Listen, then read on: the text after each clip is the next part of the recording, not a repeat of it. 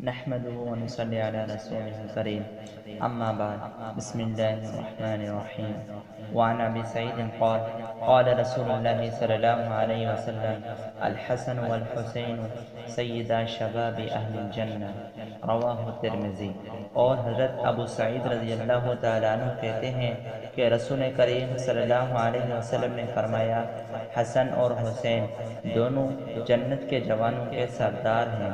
اسی طریقے سے ایک اور حدیث مبارکہ آتی ہے، وہ بھی امام ترمذی رحمہ اللہ نے لکھی ہے۔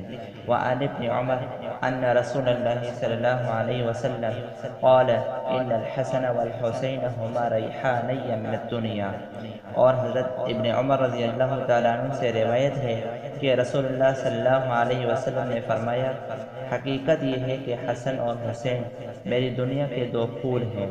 اور اسی طریقے سے ایک اور حدیث مبارک آتی ہے حضرت حسنین کریمین رضی اللہ تعالیٰ عنہما سے حضور اکرم صلی اللہ علیہ وسلم کی جو محبت تھی، اسی حوالے سے یہ حدیث مبارکہ ہے۔ وعن انس قال سئل رسول الله صلى الله عليه وسلم أي أهل بيتك أحب إليك قال الحسن والحسين وكان يقول لفاطمة ادعي ليبني فيشمهما ويزمهما إليه رواہ ترمذی۔ اور حضرت انس رضی اللہ تعالیٰ عنہ بیان کرتے ہیں کہ رسول کریم صلی اللہ علیہ وسلم سے پوچھا گیا کہ آپ کے اہل بیت میں سے کون شخص آپ کو سب سے زیادہ عزیز و محبوب ہے، تو آپ نے فرمایا حسن اور حسین رضی اللہ تعالی عنہما۔ اور حضرت صلی اللہ علیہ وسلم حضرت فاطمہ رضی اللہ تعالی عنہ سے فرماتے کہ میرے دونوں بیٹوں کو بلاؤ، پھر آپ ان دونوں کے جسموں کو سونگھتے اور ان کو اپنے گلے سے لگاتے۔ امام ترمذی رحمہ اللہ نے اس حدیث کو بیان کیا ہے۔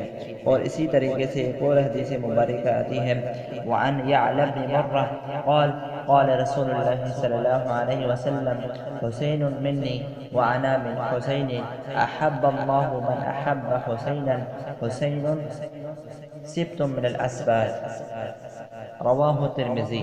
اور حضرت یعلی ابن مرہ رضی اللہ تعالیٰ عنہ کہتے ہیں کہ رسول اللہ صلی اللہ علیہ وسلم نے فرمایا حسین مجھ سے ہے اور میں حسین سے ہوں، اور جس شخص نے حسین سے محبت رکھی اس نے اللہ تعالیٰ سے محبت رکھی۔